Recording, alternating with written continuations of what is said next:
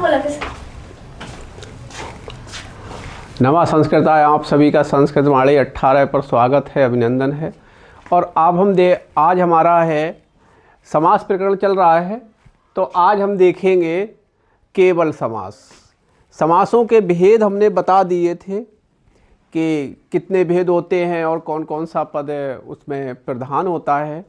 और जो हमारे विग्रह हैं, एक लौकिक विग्रह होता है, एक अलौकिक विग्रह होता है। जो अलौकिक विग्रह होता है वो हमारे जो समाज में बोलचाल की भाषा है उसी को हम लौकिक विग्रह कहते हैं। और अलौकिक विग्रह जो व्याकरण की टिप्पणी होती है, व्याकरण से संबंधित होता है, उसके बारे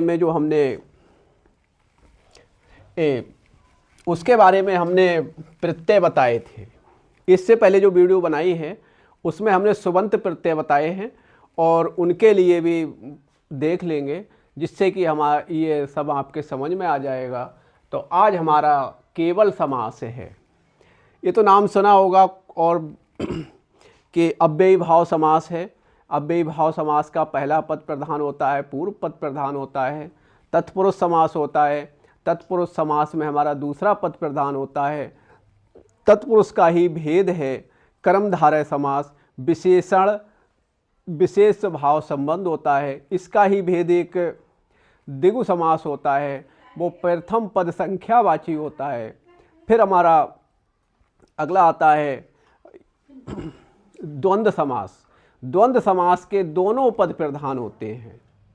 और फिर बहुब्रीहि समास आता है लास्ट। तो बहुब्रीहि समास में जहाँ अन्य पद की प्रधानता होती है अर्थात विशेषण पद होता है, वहीं पर हमारा बहुब्रीहि समास होता है। ये हम इससे पहले जो वीडियो बनाई है उसमें बता चुके हैं। और आज हम देखेंगे केवल समास। हाँ, तो देखेंगे केवल समास के लिए ध्यान से देखेंगे। और हाँ, देखेंगे क्या है केवल समासः। केवल समासः कह रहे हैं विशेष, इसका सूत्र है विशेष संज्ञा विनिर्मुक्ता।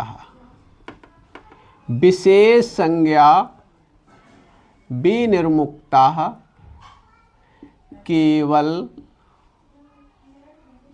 समासः। केवल समासः कह रहे हैं कि केवल समास का सूत्र है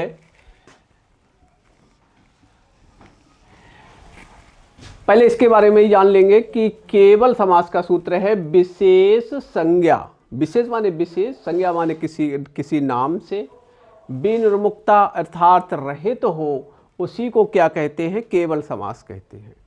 ठीक है, कि जिसका कोई नाम नहीं दिया गया है, जिसका कोई यानी नाम से रहित है, संज्ञा से रहित है, उसी को हम क्या कहते हैं? केवल समास कहते हैं। ठीक है, इसका देख लेंगे। इस तरह से लिखेंगे कि कोई संज्ञा नहीं, इस तरह से लिखेंगे केवल समास। केवल समास नाम यानी संज्ञा से रहित होता है। कह रहे हैं केवल समास नाम या संज्ञा से रहित होता है, या जिसका कोई या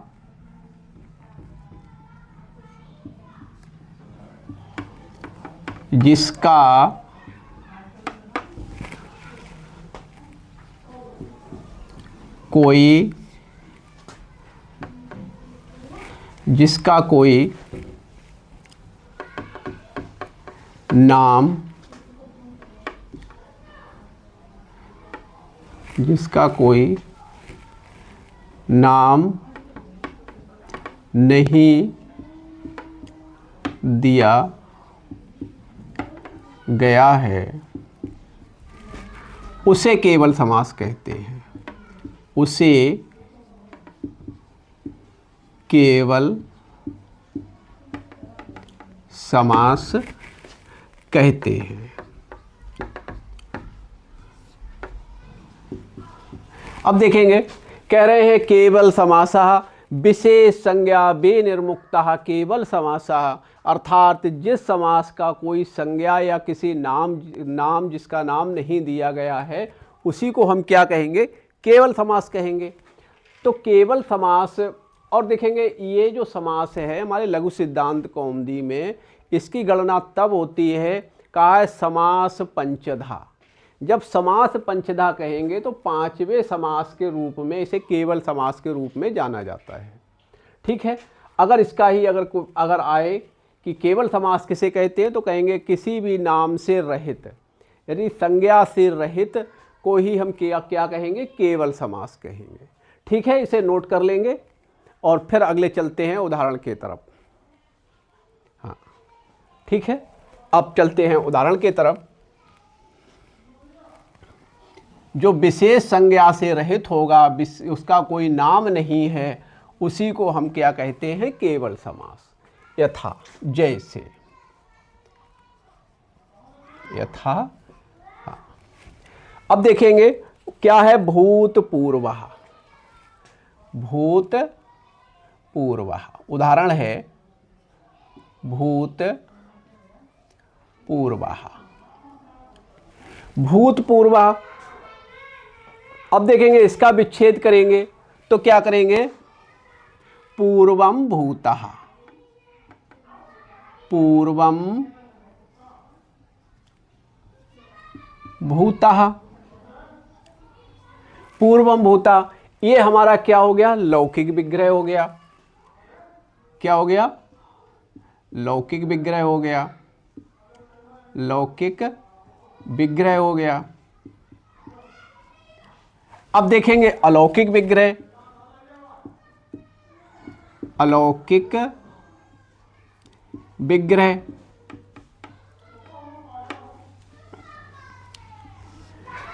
समास के जो विग्रह होता है दो प्रकार से होता है, एक लौकिक विग्रह, एक अलौकिक विग्रह।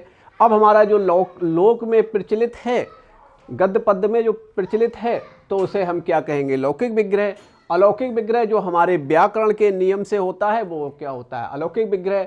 अब देखेंगे इसमें द्वितीया विभक्ति लगी हुई है और इसमें प्रथमा विभक्ति लगी हुई है। अब हमने इससे पहले जो वीडियो बनाई थी उसमें हमने सुबंत प्रत्यय बताए थे, उन्हीं का प्रयोग होगा। तो क्या है, पूर्वम भूतः। अब इसका अलौकिक विग्रह करेंगे, इसमें द्वितीया विभक्ति लगी है तो क्या कर देंगे, पूर्व धन अम, क्योंकि सुबंत प्रत्यय जो बताए थे द्वितीया विभक्ति एक वचन में अम था, और भूत धन सु, ये हमारा अलौकिक विग्रह हो गया। इसीलिए जो हमने इससे पहले वीडियो बनाई थी सुबंत प्रत्यय आप लोगों को पहले बता दिए थे। अब हमारे लिए इसमें कोई कठिनाई नहीं होगी, क्योंकि हमारे सुबंत प्रत्यय में प्रथमा विभक्ति में सु और जस, तो सु हमारे प्रथमा विभक्ति एक वचन का प्रत्यय हो गया। अब हमारा द्वितीया विभक्ति एक वचन का प्रत्यय हो गया। अब देखेंगे दूसरा उदाहरण है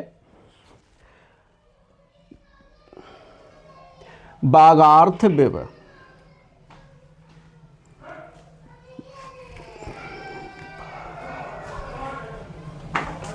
बागार्थ विव,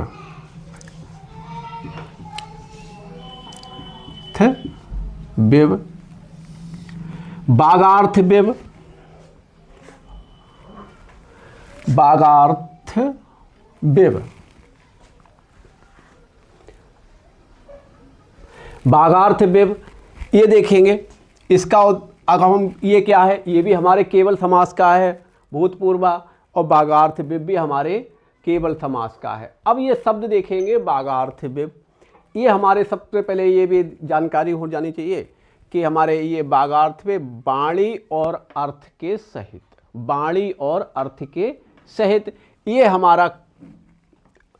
हमारे रघुवंशम में है, रघुवंशम के मंगलाचरण का शब्द है। और इसके लिए देखेंगे, इसका विग्रह करेंगे, बागार्थो एव, बागार्थो एव, इसका हमारा ये लौकिक विग्रह हो गया।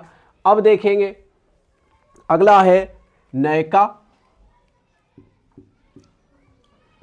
नैका, नैका का क्या होगा, नाधन एकः, नाधन एकः, नाधन एकः। अगला उदाहरण देख लेंगे, जैसे उत्मरणा, क्या है,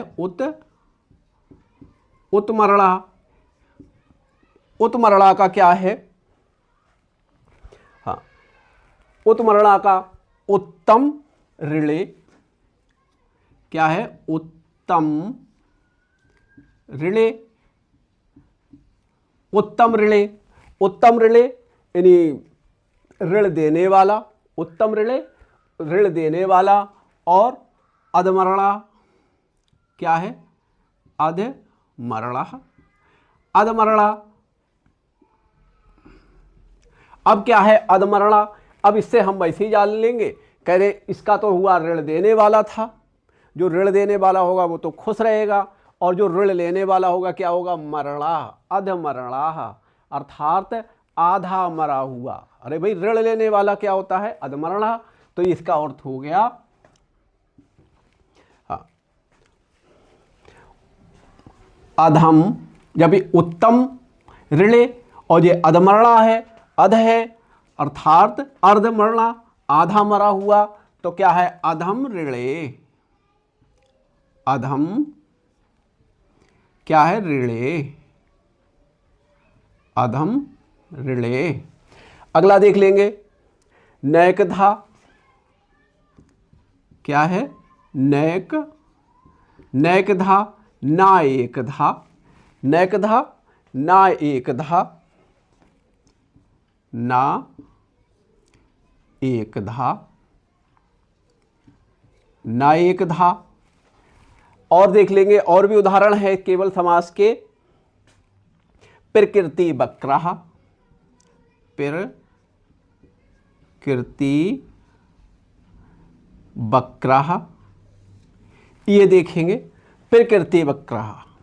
अब देखेंगे ये जो हमारा उदाहरण है प्रकृति वक्रः, ये कहाँ का है, जब पढ़ेंगे अध्ययन करेंगे तो एकदम पहचान लेंगे। प्रकृति वक्रः अभिज्ञान शाकुंतलम के जो चतुर्थ अंक में जब दुर्वासा ऋषि आते हैं और शकुंतला के लिए शाप दे करके वापस चले जाते हैं, और फिर उसके बाद जब प्रेमवदा उनके लिए दुर्वासा ऋषि को समझा, अनुसुईया ने भेजा था कि जाओ उसका आनयन विनयन करके उन्हें ले आओ, और फिर जब प्रेमवदा उनके पास जाती है और फिर वो जो कुछ लौटने के इच्छुक नहीं होते हैं, तभी प्रियंवदा ने वहाँ से कहा कि प्रकृति वक्रः, वो तो स्वभाव से ही टेढ़े हैं, स्वभाव से ही टेढ़े हैं। तो क्या है, प्रकृत्याः, प्रकृत्याः।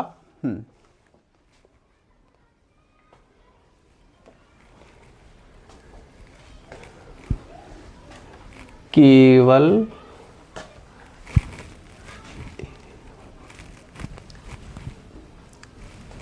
नहीं, ठीक है ये, हाँ, केवल समास। हाँ, देखेंगे तो क्या प्रकृति वक्रः, तृतीया विभक्ति का प्रयोग हो रहा है, क्या हो रहा है, तृतीया विभक्ति का प्रयोग हो रहा है। चलो समासा कर देते हैं, लो केवल समासा। हाँ, तो क्या है प्रकृति वक्रः, तो देखेंगे प्रकृत्याः, प्रकृत्याः वक्रः, ये देखेंगे ये वाला शब्द जो है दुर्वासा ऋषि के लिए प्रयुक्त हुआ है। तो ये हमारे केवल समास हुए। केवल समास के बारे में और भी उदाहरण हैं और इनके कम ही भूतपूर्वा अधिकतर आता है, बहुत अधिक भूतपूर्वा है, बागार्थोविव है, प्रकृति वक्रा है। तो इस तरह से केवल समास के लिए केवल समास को हम जान लेंगे। और सबसे पहले यही है, केवल समास विशेष संज्ञा विनिर्मुक्ता, जिसका कोई विशेष रूप से नाम नहीं दिया गया है, उसी को हम क्या कहेंगे, केवल समास कहेंगे। और भूतपूर्वा, ठीक है, हाँ। तो ये विशेष संज्ञा विनिर्मुक्ता अर्थात जो विशेष संज्ञा से रहित है, उसी को हम क्या कहते हैं, केवल समास। भूतपूर्वा, पूर्वम भूतः, और बागार्थ बागार्थ होगा।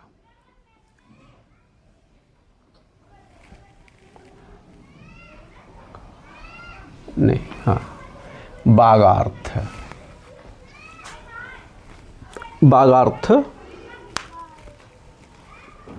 हाँ, बागार्थ विव, बागार्थ औ की मात्रा है, बागार्थ विव एव। और नय कहा, नाधन एकहा, उत्मरणा उत्तम ऋणे, अब ऋण देने वाला, अधमरणा अर्थात ऋण लेने वाला तो वैसे ही अधमरणा हो जाता है, तो इसीलिए अधम ऋणे कह दिया। नैकधा, ना एकधा, प्रकृति वक्रा, प्रकृत्या वक्रहा, यानी प्रकृति स्वभाव से ही टेढ़ा। ये हमारा केवल समास हुआ और इसको अच्छी तरह से देख लेंगे। और केवल समास के लिए खास तौर से समास हुआ या कुछ भी हुआ, अगर सूत्र याद रहेगा तो हमारे लिए पहचानने में किसी प्रकार की कोई दिक्कत नहीं होगी। तो सीधे अगर कोई कहे केवल समास तो सीधे कह देंगे विशेष संज्ञा विनिर्मुक्तः केवल समासः, ठीक है। और बहुत ध्यानपूर्वक देखते रहिएगा, मस्त होकर पढ़ाई करते रहेंगे, एकदम मस्त रहें, स्वस्थ रहें और अच्छी तरह से सभी के लिए स्पष्ट करते रहिएगा।